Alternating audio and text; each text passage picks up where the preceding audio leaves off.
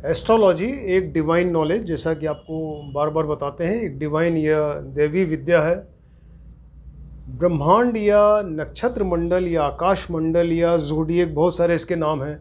और ऋषियों ने इस 360 डिग्री के सर्किल को, जो ब्रह्मांड है, उसको 27 बराबर बराबर भागों में बांटा, आपको बता चुके हैं, और उनको नक्षत्र नाम दिया गया। नक्षत्र क्या है? नक्षत्र तारों के समूह हैं। तो ऋषियों ने देखा कि 27 जगह ब्रह्मांड में बराबर बराबर दूरी पे कुछ कुछ तारों के समूह इकट्ठे हैं, और उसमें एक तारा जो है कोई प्रोमिनेंट होता है। तो उस समूह को, तारों के समूह को उन्होंने नक्षत्र कहा। इस तरह से 27 नक्षत्र हुए। और ये भी आपको पहले बता चुके हैं कि 2.25 नक्षत्र मिलाकर उन्होंने देखा कि कोई आकृति या स्वरूप बन रहा है, जिसको कि उन्होंने राशि की संज्ञा दिया, राशि नाम दिया। और जैसे कि आपको बताया था, मेष राशि जैसे पहली राशि है, वो एक मेढ़े की तरह या भेड़ के आकार की है। सेकंड नंबर वृष राशि एक बैल की तरह है। मिथुन एक स्त्री पुरुष का जोड़ा है। तो इस तरीके से उन्होंने देखा कि 12 राशियों के कोई न कोई रूप हैं, और वो उसको उन्होंने राशि कहा। 27 नक्षत्र में 2.25 नक्षत्र मिलाकर एक राशि बनी। अगर 27 को हम 2.25 से डिवाइड करें तो 12 नंबर आता है, यानी 12 राशियां हुई।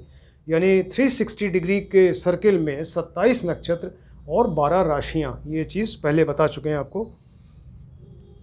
अब जिस तरह से 12 राशियों के स्वामी ग्रह होते हैं, आपको बता चुके हैं कि मेष राशि का स्वामी मंगल, वृष का शुक्र, इस तरीके से 12 राशियों के स्वामी हम पहले लेक्चर में बता चुके हैं। उसी तरह से ऋषियों ने कहा कि 27 नक्षत्र के भी स्वामी ग्रह हैं। कोई न कोई, किसी न किसी नक्षत्र का कोई स्वामी ग्रह है, जो कि उस नक्षत्र का स्वामी या लॉर्ड बनता है। तो इन नक्षत्रों के नाम और जो नंबर हैं वो फिक्स हैं। जिस तरह से राशियों में नंबर और नाम फिक्स हैं, उसी तरह से नक्षत्र के भी नाम फिक्स हैं। कि जैसे 18 नंबर अगर नक्षत्र कहा जाए, इसके मतलब ज्येष्ठा ही होगा।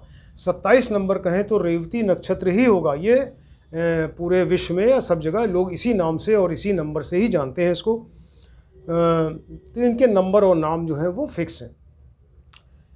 नक्षत्रों के बारे में एक और इंटरेस्टिंग स्टोरी ये है कि सृष्टि का जब निर्माण हो रहा था, उस समय ब्रह्मा जी के पुत्र हैं ऋषि अत्रि। तो अत्रि ऋषि को उन्होंने बुलाया, अपने पुत्र को, और कहा कि देखो, सृष्टि का निर्माण करना है, इसके लिए तुम्हें एक अनुत्तर नाम का एक तप करना पड़ेगा। अनुत्तर नाम का तप उन्होंने कहा कि बहुत कठिन तप है, लेकिन तुमसे हम एक्सपेक्ट करते हैं तुम इसको पूरा करोगे। तो अत्रि ऋषि ने अपने पिता की आज्ञा मानकर उस अनुत्तर नाम के तप को शुरू किया। और चारों तरफ जो है सब देवी देवता और गंधर्व और ये सब दिशाएं सब इकट्ठे होकर उनकी सफलता की कामना कर रहे थे। तो जिस समय अनुत्तर नाम का तप पूरा हुआ, तो उस समय अत्रि ऋषि ने जब अपनी आंखें खोलीं तो उनकी आंखों से कुछ अश्रु निकले, और वो उन अश्रुओं में, आंसुओं में इतना ज़्यादा तेज था कि ऐसा लगा जैसे इतना तेज प्रकाश है कि सारी सृष्टि ही बिल्कुल वो प्रकाशमय हो गई। इतना ज़्यादा लाइट थी, उसमें प्रकाश था। तो 10 दिशाएं जो हैं ये बहुत ही प्रभावित हुई, और इन्होंने आपस में डिसाइड करके एक स्त्री रूप धारण किया। और स्त्री रूप धारण करके इन्होंने कामना किया कि इस तेज को अगर हम ग्रहण कर लें तो इससे एक पुत्र पैदा हो सकता है। तो उन्होंने ये कामना करते हुए उन अश्रुओं को ग्रहण किया, और उन्हीं से ही चंद्रमा की उत्पत्ति हुई। चंद्रमा जब बड़े हुए तो बहुत ज़्यादा सुंदर, हैंडसम पर्सनैलिटी थी उनकी। और दक्ष प्रजापति बहुत ज़्यादा प्रभावित हुए उनकी सुंदरता से, और उन्होंने अपनी 27 कन्याओं का विवाह जो है वो चंद्रमा के साथ कर दिया। तो ऐसा कहते हैं, ये पद्म पुराण में कथा ऐसा लिखा हुआ है कि उन्होंने 27 कन्याओं का विवाह चंद्रमा के साथ किया, और वही कन्याएं जो हैं उन्हीं नाम से, ये आप देखेंगे सब स्त्री के नाम हैं इसमें, तो उन्हीं कन्याओं के नाम से नक्षत्र के नाम रखे गए। इस तरह से 27 नक्षत्र के नाम रखे गए।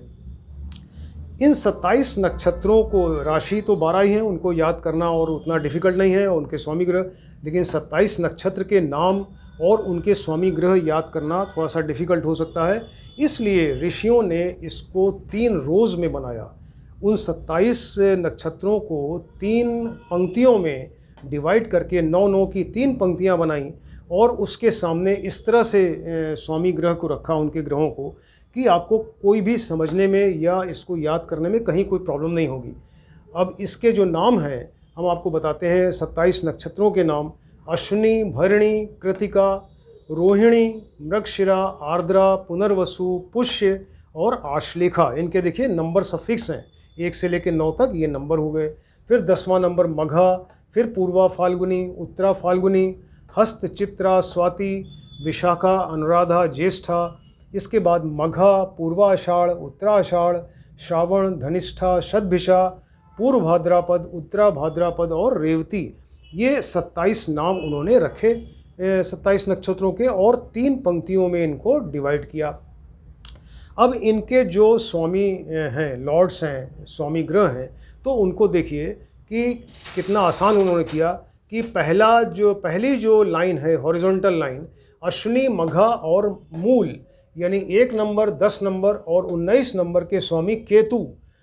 इसी तरह सेकंड जो नंबर है भरणी, पूर्वा फाल्गुनी, पूर्वाषाढ़ा के स्वामी शुक्र, और फिर उसके बाद कृतिका, उत्तरा फाल्गुनी, उत्तराषाढ़ा के स्वामी सूर्य, रोहिणी, हस्त, श्रावण के स्वामी चंद्र। इस तरह से आप एक एक लाइन हॉरिजॉन्टल देखते जाइए और उसके सामने आपको स्वामी ग्रह मिलते जाएंगे।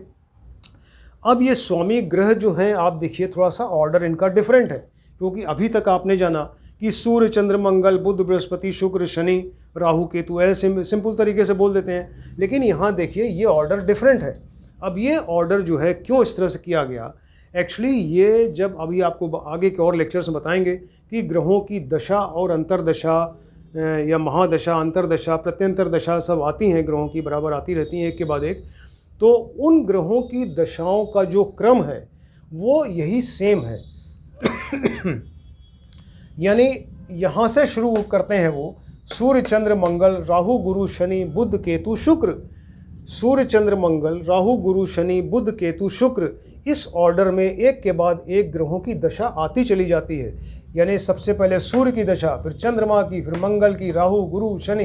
अगर किसी बच्चे का जन्म गुरु की दशा में हुआ मान लीजिए, तो गुरु के बाद शनि की ही दशा आएगी, शनि के बाद बुध की आएगी, बुध के बाद केतु, शुक्र, सूर्य। अगर सपोज मंगल की दशा में जन्म हुआ तो मंगल के बाद राहु, गुरु, शनि, बुध, फिर केतु, शुक्र। इस तरह से एक ऑर्डर है जो कि ग्रहों की दशाओं का एक ऑर्डर है। उस ऑर्डर को मानते हुए उन्होंने ये इस चार्ट को बनाया। इस चार्ट को आप ध्यान से देखें और पढ़ें इसको, तो बहुत आसान लगेगा, आपको जल्दी याद भी हो जाएगा। इन नक्षत्रों में 27 नक्षत्र जो आप देख रहे हैं, तो ये चंद्रमा की पत्नियां हैं, और चंद्रमा को पुष्य नक्षत्र जो है वो, यानी पुष्य जो उनकी स्त्री थी वो बहुत पसंद थी, इसलिए पुष्य नक्षत्र जो है वो सबसे श्रेष्ठ नक्षत्र माने जाते हैं, सबसे शुभ नक्षत्र। और इन 27 में, ऑल 27 में सबसे ज़्यादा शुभ और श्रेष्ठ नक्षत्र जो है वो पुष्य नक्षत्र माना जाता है। ये सभी शुभ कार्यों में यूज़ होता है, जितने भी मुहूर्त हैं, शादी ब्याह और तमाम जो चीज़ें हैं, सब जगह पुष्य नक्षत्र यूज़ होता है। सिर्फ एक एग्जेप्शन है, ये पुष्य नक्षत्र जो है विवाह में यूज़ नहीं किया जाता, क्योंकि विवाह के लिए ये निषेध है या वहाँ पर ये अशुभ माना जाता है। इसलिए पुष्य नक्षत्र को सिवाय विवाह के और बाकी जगह उस कुंडली में या मुहूर्त वाली जो कुंडली है उसमें बहुत सारे दोष भी हों, तब भी पुष्य नक्षत्र को फॉलो करने से तमाम दोष जो हैं उनका निवारण हो जाता है। विवाह के लिए एक तो पुष्य नक्षत्र अशुभ माना जाता है, दूसरा उत्तरा फाल्गुनी। उत्तरा फाल्गुनी जो है ये भी नक्षत्र जो है वो शुभ नहीं माना जाता। उत्तरा फाल्गुनी में श्री राम और सीता जी का विवाह हुआ था, जो कि वो उतना सक्सेसफुल नहीं रहा, इसलिए तब उसके बाद से उत्तरा फाल्गुनी नक्षत्र जो है, इस नक्षत्र में विवाह नहीं किया जाता। तो पुष्य और उत्तरा फाल्गुनी 2 नक्षत्र विवाह के लिए अशुभ माने गए। अब ये जो 27 नक्षत्र हमने आपको बताए, 27 में आपने कभी शायद आपने सुना हो कि एक 28वां नक्षत्र भी होता है। एक्चुअली 27 ही हैं, तो लेकिन एक 28वां भी नक्षत्र होता है जिसका नाम है अभिजित नक्षत्र। अभिजित नक्षत्र जो है एक्चुअली वो 21 नंबर और 22 नंबर उत्तराषाढ़ और श्रावण का ही एक पार्ट है, यानी कुछ पार्ट उत्तराषाढ़ का और कुछ श्रावण का मिलाकर वो एक अभिजित नक्षत्र बन जाता है। और इस नक्षत्र का यूज़ सिर्फ मुहूर्त में ही किया जाता है। इसको बाद में जब मुहूर्त हम बताएंगे, उसका लेक्चर लेंगे, तब आपको हम और डिटेल बताएंगे।